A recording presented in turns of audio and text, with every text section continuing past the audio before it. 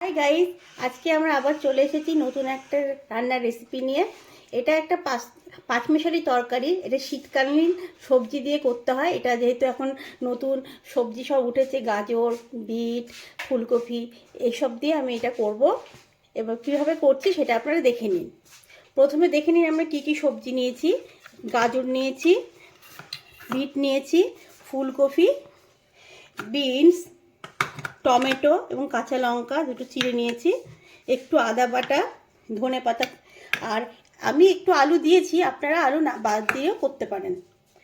আর এর জন্য একটা স্পেশাল মশলা তৈরি করতে হবে। সেটার জন্য আমি একটু গোটা ধনে আর গোটা জিরে দিয়ে সেটাকে শুকনো খোলায় ভেজে একটা মশলা তৈরি করে নেব। প্রথমে শুকনো খোলায় একটুখানি জিরে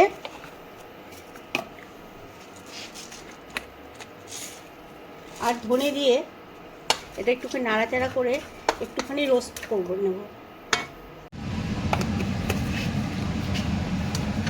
জিরে আর ধনেটা আমার রোস্ট করা হয়ে গেছে। এবার এটাকে আমি একটু গুঁড়ো করে নেব। এক পাশ আমি কড়াইতে তেল দিলাম,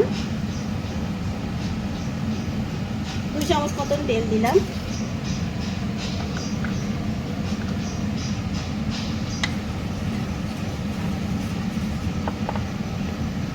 তেলটা একটু গরম হয়ে গেছে। এবার আমি এটাতে 5 ফোড়ন দিচ্ছি।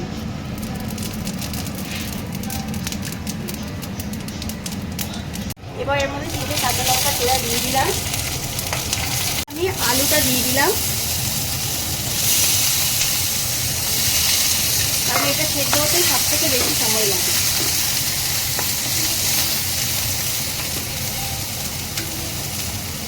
এবার আমি গাজরটাও দিয়ে দিচ্ছি। এবার এগুলো একটু ভাজা ভাজা করবো, তারপরে বাকি সবজিগুলো দেখছি। আমার আলুটা আর গাজরটা অনেকটা ভাজা হয়ে গেছে। এবার এর মধ্যে আমি ফুলকপিগুলো দিয়ে দিচ্ছি।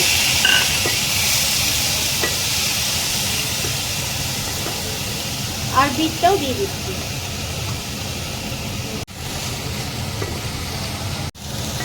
এবার এই তরকারিটার মধ্যে আমি বিনসগুলো দিয়ে দিলাম।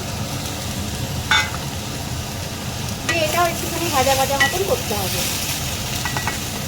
এবার আমি একটু এর মধ্যে সামান্য নুন দিয়ে দিচ্ছি, যাতে তাড়াতাড়ি সেদ্ধ হয় সবজিগুলো।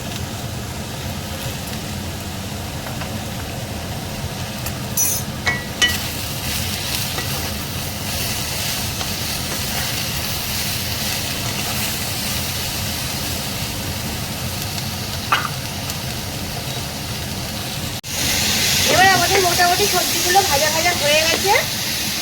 এবার এর মধ্যে আমি একটু আদা বাটা দিয়ে দিচ্ছি।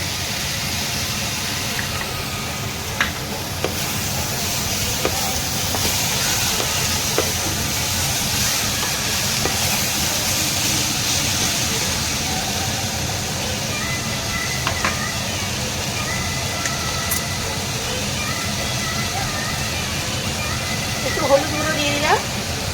হলুদটা একটু কমই দেবো, তাহলে সবজির কালারগুলো সুন্দর থাকবে।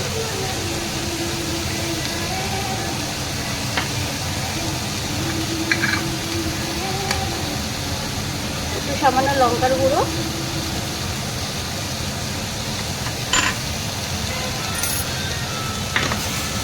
এবার একটু ভালো করে নাড়াচাড়া করে নিই।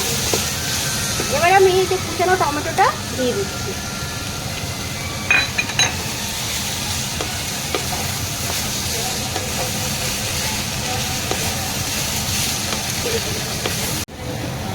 এবার এর মধ্যে জল দিয়ে দিচ্ছি। এবার এটা একটু ঢাকা দিয়ে দিচ্ছি। 10 মিনিট পরে আবার ফিরে আসছি। আমরা আবার চলে এসেছি রান্না করে। দেখি সবজিগুলো সেদ্ধ হয়েছে কিনা। আর সবজিগুলো মোটামুটি সেদ্ধ হয়ে গেছে।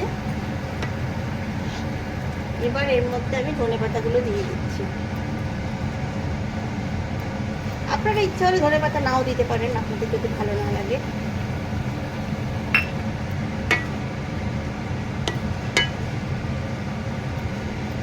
এবার একটু শুকনো শুকনো করবো। আপনারা চাইলে এরকম ঝোলগুলো নামাতে পারেন, তবে আমি একটু গামাখা গামাখা করবো। এই গামাখা গামাখা তরকারিটা রুটি, পরোটা এবং ভাত সব কিছুর সাথেই ভালো লাগে।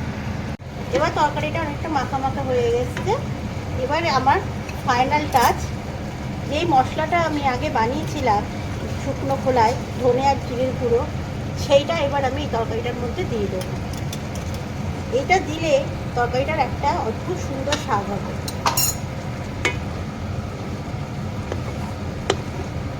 এবার আমাদের রান্নাটা কমপ্লিট হয়ে গেছে, এবার আমরা এটাকে সার্ভ করি। এবার পুরোপুরি আমাদের রেডি হয়ে গেছে, এটা আমি সার্ভ করে দিলাম।